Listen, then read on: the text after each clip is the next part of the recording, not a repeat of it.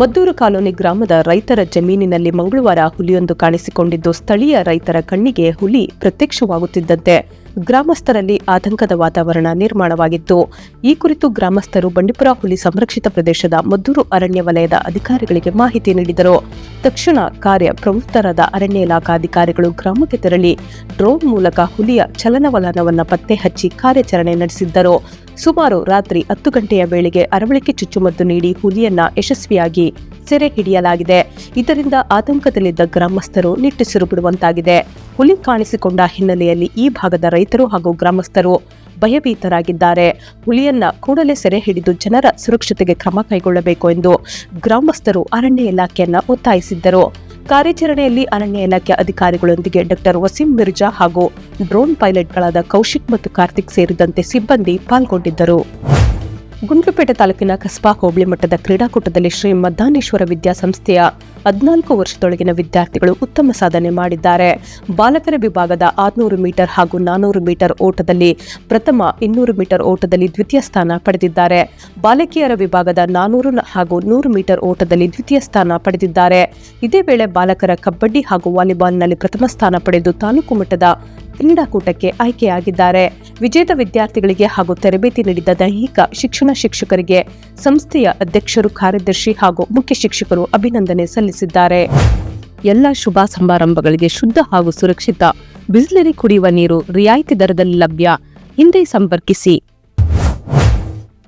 ಕರ್ನಾಟಕದ ಮಠಮಾನ್ಯಗಳು ಶಿಕ್ಷಣ, ಸಮಾಜ ಹಾಗೂ ಸಂಸ್ಕೃತಿ ಕ್ಷೇತ್ರದಲ್ಲಿ ಹಲವು ವರ್ಷಗಳಿಂದ ಮಹತ್ವದ ಸೇವೆ ಸಲ್ಲಿಸುತ್ತಿವೆ ಎಂದು ಸುತ್ತೂರು ಶ್ರೀಗಳು ತಿಳಿಸಿದರು. ತಾಲೂಕಿನ ಮೂಡುಗೂರು ಗ್ರಾಮದ ಶ್ರೀ ಉದ್ದಾನೇಶ್ವರ ವಿರಕ್ತ ಮಠದಲ್ಲಿ ಚಿನ್ಮಯ ಜ್ಞಾನಿ ಚನ್ನಬಸವಣ್ಣನವರ ದಾಸೋಹ ಭವನ ಲೋಕಾರ್ಪಣೆ ಹಾಗೂ ಶಿವಾನುಭವ ಸಮ್ಮೇಳನದಲ್ಲಿ ಅವರು ಮಾತನಾಡಿದರು. ಕರ್ನಾಟಕದಲ್ಲಿ ಜನರು ಶಿಕ್ಷಣ ಪಡೆಯುವಲ್ಲಿ ಮಠಗಳ ಪಾತ್ರ ದೊಡ್ಡದಾಗಿದೆ. ಮಠಗಳು ಕೇವಲ ಧಾರ್ಮಿಕ ಕಾರ್ಯಗಳಿಗೆ ಸೀಮಿತವಾಗದೆ ವಿದ್ಯಾರ್ಥಿಗಳಿಗೆ ಶಿಕ್ಷಣ ಹಾಗೂ ಉತ್ತಮ ಸಂಸ್ಕಾರ ನೀಡುವ ಕೆಲಸ ಮಾಡುತ್ತಿವೆ. ಇದರಿಂದಾಗಿ ಮಠಗಳಲ್ಲಿ ವಿದ್ಯಾಭ್ಯಾಸ ಮಾಡಿದವರು ಸಮಾಜದಲ್ಲಿ ಉತ್ತಮವಾಗಿ ಬದುಕು ಕಟ್ಟಿಕೊಂಡಿದ್ದಾರೆ ಎಂದರು. ಮೂಡುಗೂರು ಶ್ರೀ ಮಠಕ್ಕೆ ಹಲವು ವರ್ಷಗಳ ಇತಿಹಾಸವಿದ್ದು ಭಕ್ತರೊಂದಿಗೆ ಉತ್ತಮ ಸಂಬಂಧ ಹೊಂದಿದೆ. ಕಾರ್ಯಕ್ರಮಕ್ಕೆ ಸಾವಿರಾರು ಭಕ್ತರು ಆಗಮಿಸಿರುವುದು ಮಠದ ಮೇಲಿನ ಜನರ ನಂಬಿಕೆಗೆ ಸಾಕ್ಷಿಯಾಗಿದೆ ಎಂದರು. ಶಾಸಕರಾದ ಎಚ್.ಎಂ. ಗಣೇಶ್ ಪ್ರಸಾದ್ ಮಾತನಾಡಿ, ಸ್ವಾಮೀಜಿಗಳು ಗ್ರಾಮೀಣ ಪ್ರದೇಶಗಳಲ್ಲಿ ಪ್ರವಚನಗಳ ಮೂಲಕ ಜನರಲ್ಲಿ ಜಾಗೃತಿ ಮೂಡಿಸುತ್ತಿದ್ದಾರೆ. ಭಕ್ತರು ಹಾಗೂ ಜನಪ್ರತಿನಿಧಿಗಳ ಸಹಕಾರದಿಂದ ದಾಸೋಹ ಭವನ ನಿರ್ಮಾಣಗೊಂಡಿದ್ದು ಮಠದ ಅಭಿವೃದ್ಧಿಗೆ ಎಲ್ಲರೂ ಸಹಕರಿಸಬೇಕು ಎಂದರು. ಕಾರ್ಯಕ್ರಮದಲ್ಲಿ ವಿವಿಧ ಮಠಗಳ ಸ್ವಾಮೀಜಿಗಳು, ಜನಪ್ರತಿನಿಧಿಗಳು, ಮುಖಂಡರು ಹಾಗೂ ಸಾವಿರಾರು ಭಕ್ತರು ಭಾಗವಹಿಸಿದ್ದರು. ಗುಂಡ್ಲುಪೇಟೆ ತಾಲೂಕಿನ ಬೆಣ್ಗಳ್ಳಿ ಗೇಟ್ ಸಮೀಪದ ಎಂಆರ್ಪಿಎಲ್ ಪೆಟ್ರೋಲ್ ಬಂಕ್ ಬಳಿ ಕಾರು ಮತ್ತು ದ್ವಿಚಕ್ರ ವಾಹನದ ನಡುವೆ ಅಪಘಾತ ಸಂಭವಿಸಿ ಬೈಕ್ ಸವಾರ ತೀವ್ರವಾಗಿ ಗಾಯಗೊಂಡಿರುವ ಘಟನೆ ನಡೆದಿದೆ.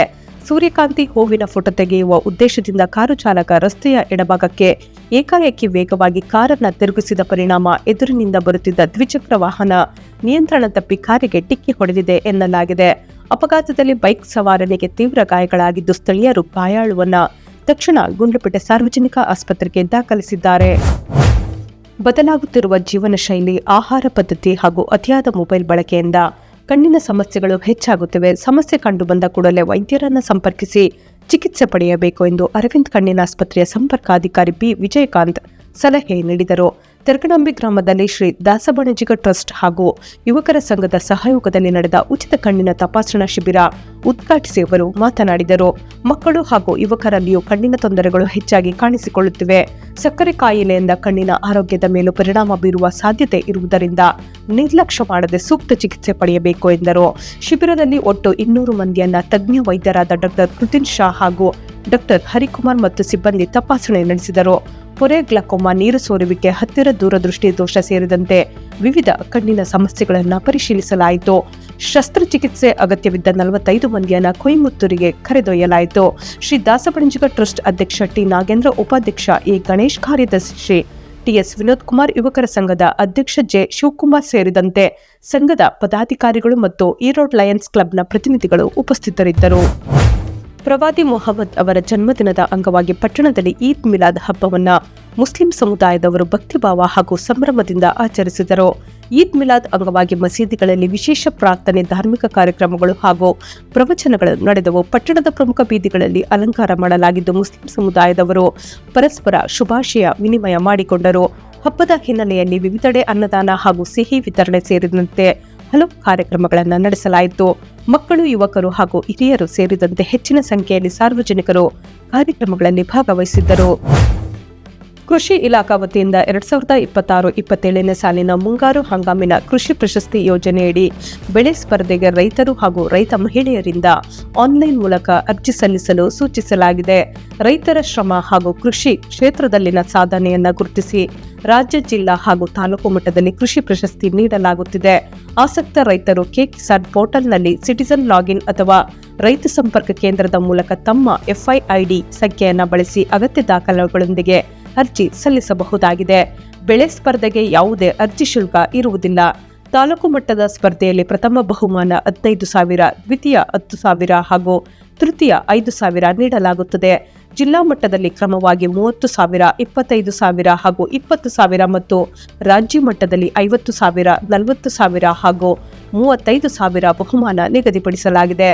ಚಾಮರಾಜನಗರ ಹಾಗೂ ಗುಂಡ್ಲುಪೇಟೆ ತಾಲೂಕುಗಳಲ್ಲಿ ಮಳೆ ಆಶ್ರಿತ ಮುಸುಕಿನ ಜೋಳ, ಕೊಳ್ಳೆಗಾಲದಲ್ಲಿ ನೀರಾವರಿ ಆಶ್ರಿತ ಭತ್ತ, ಅನೂರಿನಲ್ಲಿ ಮಳೆ ಆಶ್ರಿತ ರಾಗಿ ಹಾಗೂ ಹೆಳಂದೂರಿನಲ್ಲಿ ನೀರಾವರಿ ಆಶ್ರಿತ ಭತ್ತ ಬೆಳೆಗಳನ್ನು ಸ್ಪರ್ಧೆಗೆ ನಿಗದಿಪಡಿಸಲಾಗಿದೆ.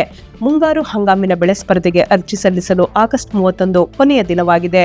ಹೆಚ್ಚಿನ ಮಾಹಿತಿಗಾಗಿ ರೈತರು ಸಮೀಪದ ರೈತ ಸಂಪರ್ಕ ಕೇಂದ್ರ ಅಥವಾ ಸಹಾಯಕ ಕೃಷಿ ನಿರ್ದೇಶಕರ ಕಚೇರಿಯನ್ನು ಸಂಪರ್ಕಿಸುವಂತೆ ಜಂಟಿ ಕೃಷಿ ನಿರ್ದೇಶಕರು ಪ್ರಕಟಣೆಯಲ್ಲಿ ತಿಳಿಸಿದ್ದಾರೆ. ಗುಂಡ್ಲುಪೇಟೆ ತಾಲೂಕಿನ ಬೊಮ್ಲಾಪುರ ಗ್ರಾಮದ ವಿಶ್ವನಾಥ್ ಎಂಬುವರ ಸೂರ್ಯಕಾಂತಿ ಜಮೀನಿನಲ್ಲಿ ಹುಲಿಯೊಂದು ಮೃತಪಟ್ಟಿರುವ ಘಟನೆ ಬೆಳಕಿಗೆ ಬಂದಿದೆ. ಹುಲಿ ಮೃತಪಟ್ಟಿರುವುದು ಹಲವು ದಿನಗಳ ಹಿಂದೆಯೇ ಎಂದು ಅಂದಾಜಿಸಲಾಗಿದ್ದು, ಮೃತದೇಹ ಕೊಳೆತು ನಶಿಸಿರುವ ಸ್ಥಿತಿಯಲ್ಲಿ ಪತ್ತೆಯಾಗಿದೆ. ಜಮೀನಿನಲ್ಲಿ ಹುಲಿಯ ಮೃತದೇಹ ಕಂಡುಬಂದ ಹಿನ್ನೆಲೆಯಲ್ಲಿ ಸ್ಥಳೀಯರು ಅರಣ್ಯ ಇಲಾಖೆಗೆ ಮಾಹಿತಿ ನೀಡಿದ್ದರು. ಮಾಹಿತಿ ತಿಳಿದ ಅರಣ್ಯ ಇಲಾಖಾಧಿಕಾರಿಗಳು ಸ್ಥಳಕ್ಕೆ ಭೇಟಿ ನೀಡಿ ಪರಿಶೀಲನೆ ನಡೆಸಿದ್ದು, ಹುಲಿಯ ಸಾವಿಗೆ ನಿಖರ ಕಾರಣ ತಿಳಿಯಲು ಮೃತದೇಹದ ಅವಶೇಷಗಳನ್ನು ಪರೀಕ್ಷೆಗೆ ಕಳುಹಿಸಲಾಗುವುದು. ಪರೀಕ್ಷೆಯ ವರದಿ ಬಂದ ಬಳಿಕವಷ್ಟೇ ಸಾವಿನ ನಿಖರ ಕಾರಣ ತಿಳಿದು ಬರಲಿದೆ ಎಂದು ಅರಣ್ಯ ಇಲಾಖಾಧಿಕಾರಿಗಳು ತಿಳಿಸಿದ್ದಾರೆ. ಸೊ ಫ್ರೆಂಡ್ಸ್, ಇದಾಗಿತ್ತು ಇವತ್ತಿನ ನ್ಯೂಸ್. ನಿಮಗೆ ಈ ಹೊಸ ಪ್ರಯತ್ನ ಇಷ್ಟವಾದಲ್ಲಿ ಕೂಡಲೇ ನಮ್ಮ ಚಾನೆಲ್ ಅನ್ನು ಲೈಕ್ ಮಾಡಿ, ಶೇರ್ ಮಾಡಿ, ಸಬ್ಸ್ಕ್ರೈಬ್ ಮಾಡಿ.